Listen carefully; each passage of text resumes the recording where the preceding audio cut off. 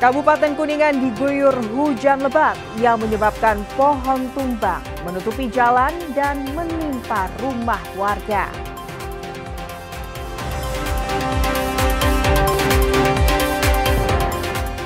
Puluhan siswa SMPN 4 Pamaricang, Kabupaten Ciamis, keracunan usai menyantap makan bergizi gratis atau MBG.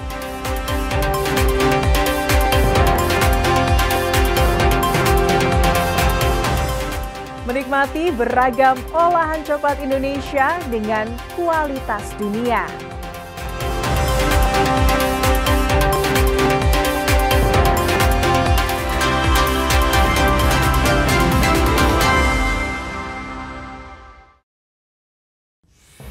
Selamat pagi saudara, selain ketiga informasi utama tadi, kami masih memiliki informasi menarik lainnya. Saya Fida Alatas akan menemani Anda dengan berita independen, terpercaya. Kita simak Kompas Jabar selengkapnya.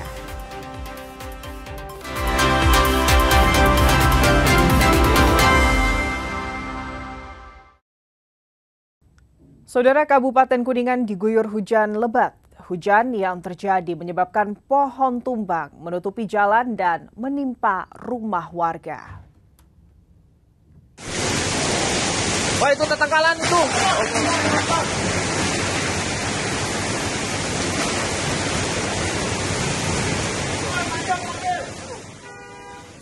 Tumbangnya pohon angsana di pinggir jalan Juanda sempat direkam warga.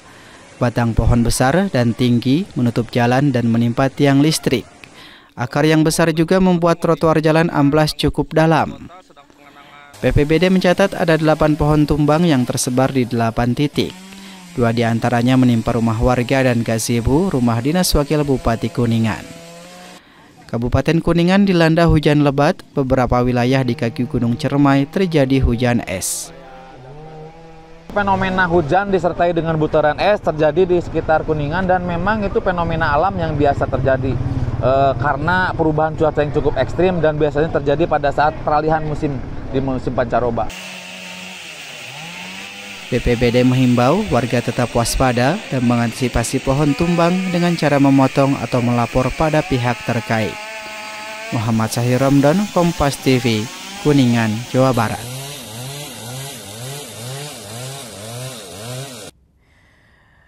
Tidak hanya di Kabupaten Kuningan, saudara, hujan lebat disertai angin kencang terjadi di Kabupaten Purwakarta. Sejumlah bangunan milik warga mengalami kerusakan.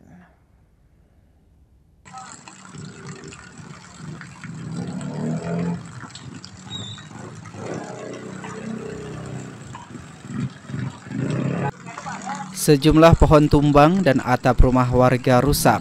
Selain itu, genangan air juga terjadi di sejumlah jalan protokol di Purwakarta hingga mengganggu arus lalu lintas. Selain merobohkan pohon, angin kencang juga merusak sejumlah rumah di wilayah Citalang dan di Gang Melati, Kelurahan Nagri Kaler, Purwakarta, dengan kondisi kerusakan, rusak ringan hingga sedang. Menurut warga, hujan terjadi disertai angin kencang dan berputar. Pohon tumbang ke jalan sempat mengganggu arus lalu lintas dan saat ini aliran listrik padam karena adanya kabel listrik yang putus tertimpa pohon. Dia lagi apa, Bu? Lagi jualan. Saya beres-beres dulu jualan sedikit-sedikit. Nggak lama kemudian angin kenceng sampai pagar yang di atas itu ke kabel muter di atas kabel. Angin. Ya, ke bawah angin. Anginnya besar banget, emang kenceng besar, banget. muter. Terus nggak lama kemudian si pohon itu muter juga, tumbang lah langsung ke jalan. Menimpa apa tadi? Menimpa apa tadi? Langsung ke jalan menimpa kabel-kabel wifi. Petugas BPBD Purwakarta langsung membersihkan pohon tumbang yang menghalangi jalan. BPBD juga mengingatkan warga agar berhati-hati dengan cuaca ekstrim yang terjadi di Purwakarta. Hendri Irawan, Kompas TV, Purwakarta, Jawa Barat. Mitigasi bencana terus dilakukan guna mengurangi dampak. Masyarakat, pemerintah, dan TNI Polri dilibatkan dalam sekolah lapang gempa bumi dan tsunami di Kabupaten Purwakarta.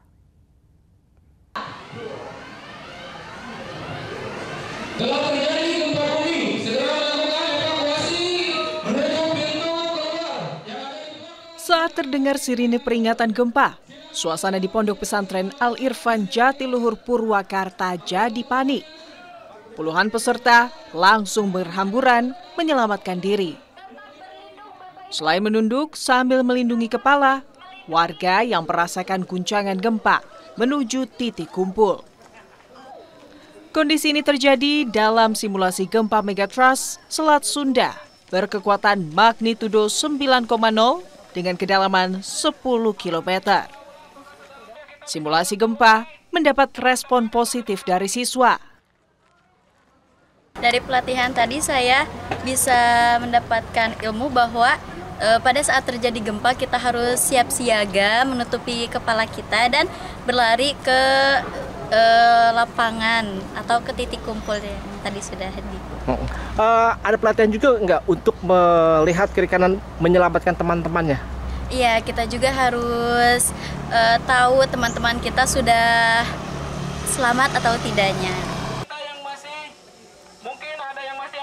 Sekolah lapang gempa bumi dan tsunami ini diikuti BPBD, Damkar, TNI, Polri, pelajar, relawan, hingga jurnalis. Menurut Deputi Bidang Geofisika BMKG, Nelly Floridariama, ketika mitigasi dan pengetahuan penyelamatan gempa dilakukan dengan baik, ada momen singkat yang bisa menyelamatkan ribuan nyawa. Karena saat ini ada peningkatan aktivitas gempa, terutama di Jawa Barat, sehingga masyarakat harus dibekali pengetahuan dan disiplin informasi yang benar. Kami tentunya berharap bahwa seluruh masyarakat Indonesia yang memang di daerah rawan bencana sudah dibekali oleh pengetahuan semacam ini. Karena tadi sudah disampaikan juga tentang early earthquake early warning system, ada 4 bulan dulu yang sangat berharga dan itu adalah golden time bagi kita untuk menyelamatkan nyawa. Sementara Wakil Ketua Komisi 5 DPR, Saiful Huda menjelaskan, kegiatan sekolah lapang gempa bumi sangat relevan di Jawa Barat yang memiliki banyak sesar dan potensi gempa besar. Prinsipnya kita ingin berbagai alat yang sudah dimiliki oleh BMKG ketika ada isu terkait dengan penanganan dini kebencanaan ini bisa tersosialisasi sampai pada level masyarakat luas.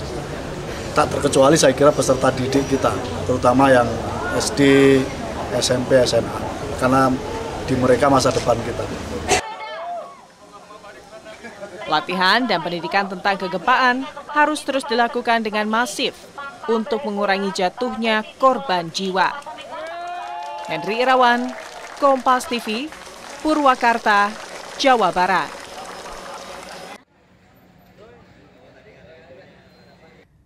Saudara, puluhan siswa SMPN 4 Pamarican, Kabupaten Ciamis keracunan usai menyantap makan bergizi gratis atau MBG. Informasi selengkapnya akan hadir sesaat lagi.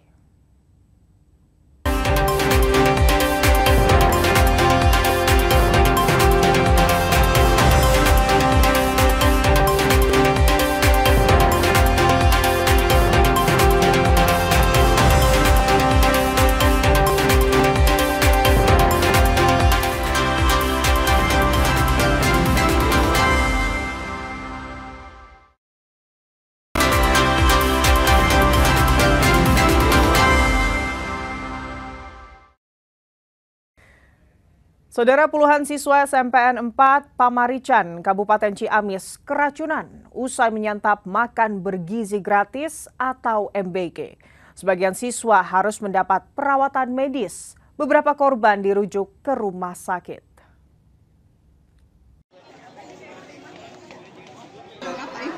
Korban mengeluhkan mual, pusing, dan lemas. Kebanyakan dari siswa kelas 7 dan 8.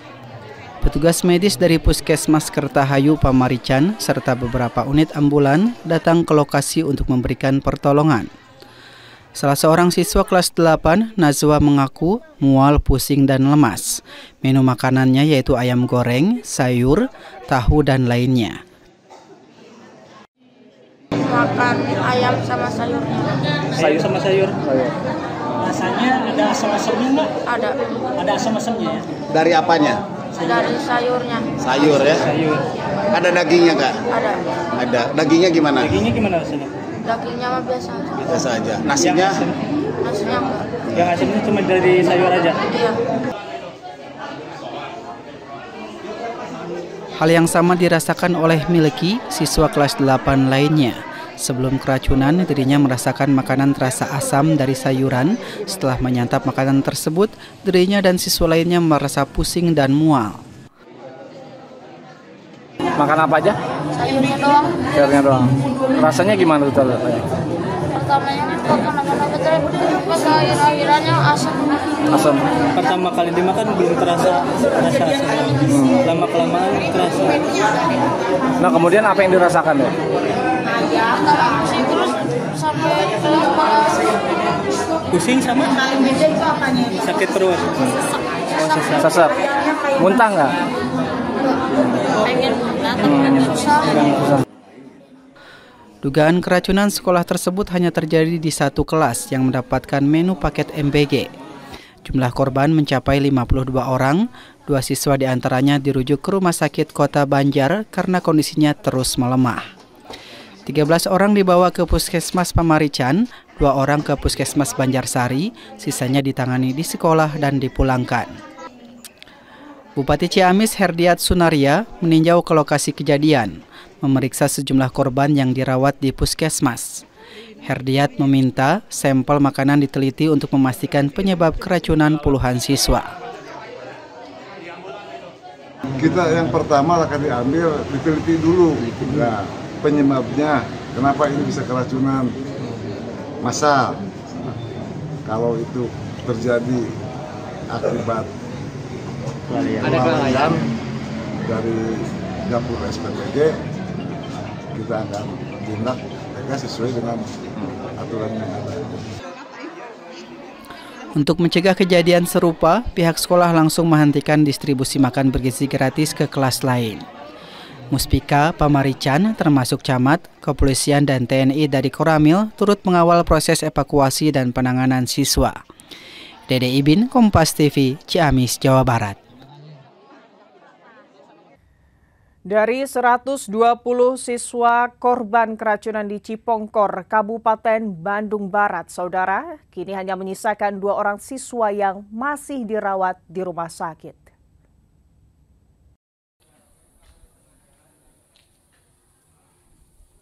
Pihak sekolah SMK Karya Perjuangan Cipongkor, Kabupaten Bandung Barat, memastikan sebagian besar siswa yang keracunan akibat MBG sudah dipulangkan dari rumah sakit dan dalam pemulihan di rumah masing-masing. Menurut Kepala Sekolah, Jafar, dari seluruh siswa yang dirawat di sejumlah rumah sakit, kini tinggal 2 siswa yang masih menjalani perawatan di rumah sakit. Sebelumnya 120 siswa mengalami keracunan, 25 siswa langsung dirujuk ke rumah sakit, sementara yang lainnya telah dilakukan perawatan dan sudah diperbolehkan pulang. Nah, setelah pemberian MBG itu ada 2 orang siswa, ya, 4 orang ya, hanya yang pada saat itu merasa pusing itu 2 orang. Jadi tidak lama gitu ya, tidak lama setelah MBG itu diberikan, jadi lamanya kira-kira 2 atau 3 menit lah. Setelah MBG itu diberikan, anak itu mengeluhkan pusing, dan dia itu seolah-olah bercanda awalnya gitu, kayak bercanda ya, Pak, ini mah kayak keracunan gitu, saya minta izin untuk keluar beli minuman dulu. Nah, setelah itu anak itu mungkin pusingnya nggak selesai gitu ya. Seperti diketahui pada tanggal 25 September 2025 lalu, sekitar 120 siswa mengalami keracunan usai menyantap hidangan dari program MBG yang dibagikan saat jam istirahat. Sebagian besar yang keracunan mengalami pusing dan mual sehingga harus dilarikan ke rumah sakit. Andre Iskandar, Kompas TV, Kabupaten Bandung Barat, Jawa Barat. Saudara, pasca dihentikan suasana dapur SPPG penyuplai makanan gizi gratis di Cipongkor, Kabupaten Bandung Barat tampak sepi. Tak ada aktivitas memasak seperti rutin dilakukan sebelum kejadian keracunan massal.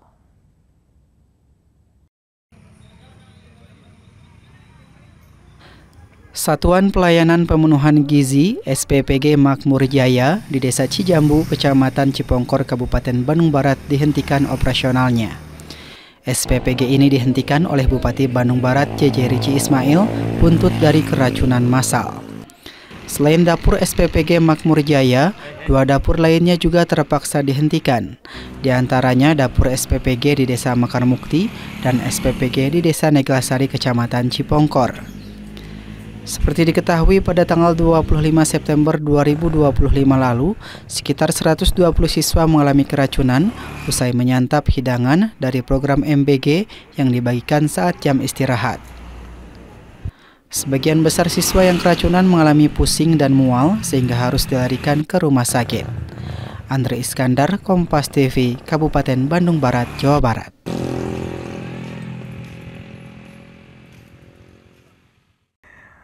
Menikmati beragam olahan coklat Indonesia dengan kualitas dunia. Informasinya saat lagi, saudara. Tetaplah di Kompas Jabar.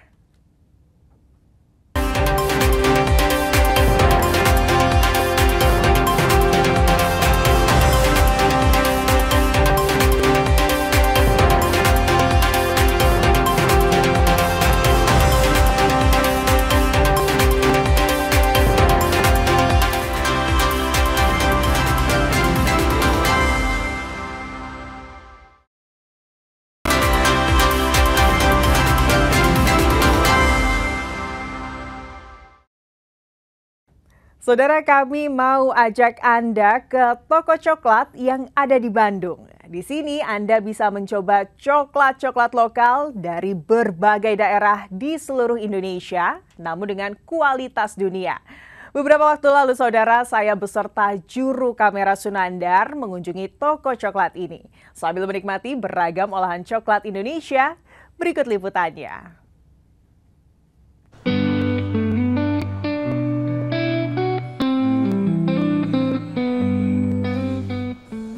Pada tahun 2020, Indonesia jadi negara penghasil coklat terbesar ketiga dunia.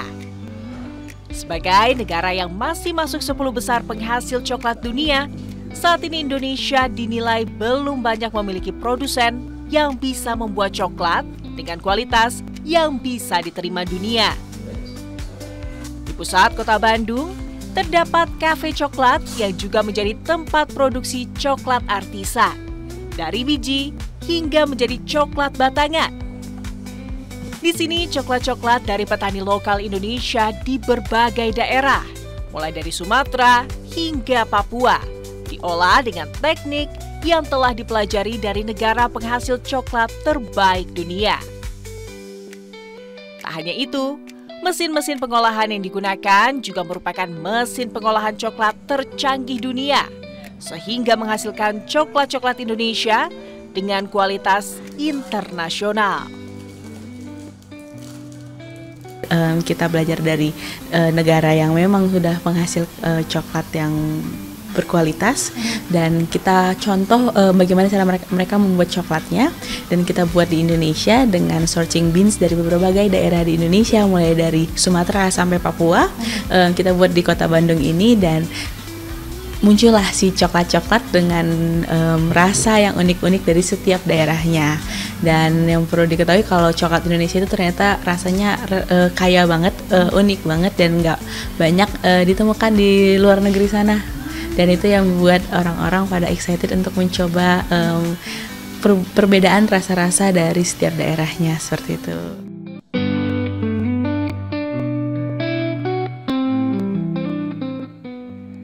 Para pengunjung kafe bisa menyaksikan langsung proses pembuatan coklat karena dilakukan di ruangan dengan dinding kaca yang terdapat di dalam area kafe. Mereka juga bisa bertanya lebih jauh serta mencoba tester-tester coklat yang sengaja disediakan untuk mengedukasi tentang berbagai spektrum rasa coklat dari daerah yang berbeda di Indonesia.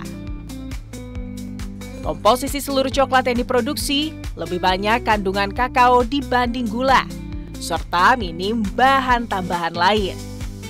Proses fermentasi biji coklat jadi teknik alami yang membuat biji coklat dapat lebih manis tanpa perlu banyak tambahan gula. Keinginan agar masyarakat Indonesia dapat merasakan kemurnian serta manfaat dari kakao jadi tujuan utama. Ini kayaknya salah satu coklat terbaik yang lagi ada di Bandung ya.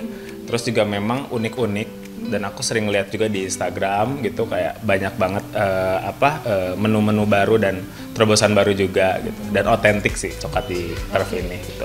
Tadi apa aja Mas yang udah di-explore di sini? Aku tadi baru coba si coklat 100%-nya itu enak banget dan mau beli lagi. Dan mau beli tapi tidak ada. Hari Rabu nanti adanya. Usai berbelanja berbagai coklat yang bersumber dari petani lokal, Anda juga bisa bersantai sambil menikmati berbagai menu spesialis coklat yang tersedia di kafe. Anda bisa mencicipi berbagai olahan coklat lokal, seperti minuman coklat panas. Ini tentu jadi pengalaman kulineran yang patut dicoba. Makanan kekinian seperti strawberry yang disiram dan diberi topping Dubai coklat juga jadi menu andalan. Suasana, nuansa hangat dijamin akan memanjakan lidah, serta cocok untuk bersantai sejenak saat tengah berwisata di Kota Bandung. Tim Liputan, Kompas TV, Bandung, Jawa Barat.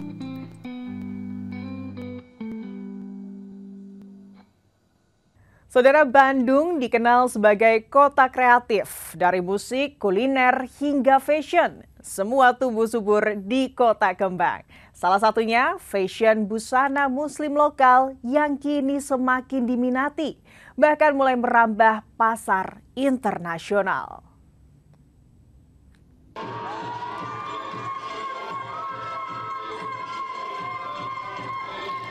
Perkembangan fashion di Kota Bandung terus menunjukkan tren positif. Berbagai brand lokal asli Kota Kembang banyak diincar kalangan masyarakat dari berbagai daerah. Desain inovatif, kualitas bahan, serta sentuhan budaya lokal menjadi kekuatan utama brand-brand asal Bandung. Hal inilah yang mendorong pemerintah Kota Bandung untuk terus memberi dukungan. Menurut Wali Kota Bandung, M. Farhan, kualitas desain dan kreativitas pelaku usaha Bandung tidak kalah bersaing. Pemerintah kota pun siap memberikan dukungan, mulai dari promosi hingga fasilitas akses ke pasar global. Karena gini, ini tuh dalam dunia fashion disebutnya modest fashion, MODEST tulisannya, modest fashion. Artinya sebetulnya ini adalah bentuk bahwa Kota Bandung ini salah satu epicentrum untuk perkembangan modest fashion, yaitu fashion untuk muslimah. Dengan dukungan pemerintah kota, para pelaku usaha fashion muslim Bandung optimis dapat membawa karya mereka lebih dikenal luas. Inovasi desain, kualitas bahan, hingga identitas budaya lokal menjadi daya tarik tersendiri di pasar global. Pelaku usaha busana muslim, Indri Rindani, mengatakan produk busana muslimnya sudah ekspor ke Asia. Banyak hal-hal yang memang belum menjadi lokal brandnya Indonesia. Di Bandung kita berbicara Cibaduyut, ya, Cibaduyut dengan tren sepatunya gitu, yang mungkin ini pun akan jadi ke depan teman-teman Putri Hijabfluencer Indonesia ini dari hal head to toe itu harus menjadi lokal brand, terutama didorong dari lokal brandnya UMKM Kota Bandung. Salah satunya itu, betul. Dalam ajang Putri Hijabfluencer Indonesia di Kota Bandung menunjukkan bahwa busana muslim karya brand lokal Bandung kini bukan hanya tren, tetapi juga menjadi kebanggaan kota. Harapannya, Bandung terus menjadi pusat fashion muslim yang mampu menginspirasi dunia. Sunandar, Kompas TV, Bandung, Jawa Barat.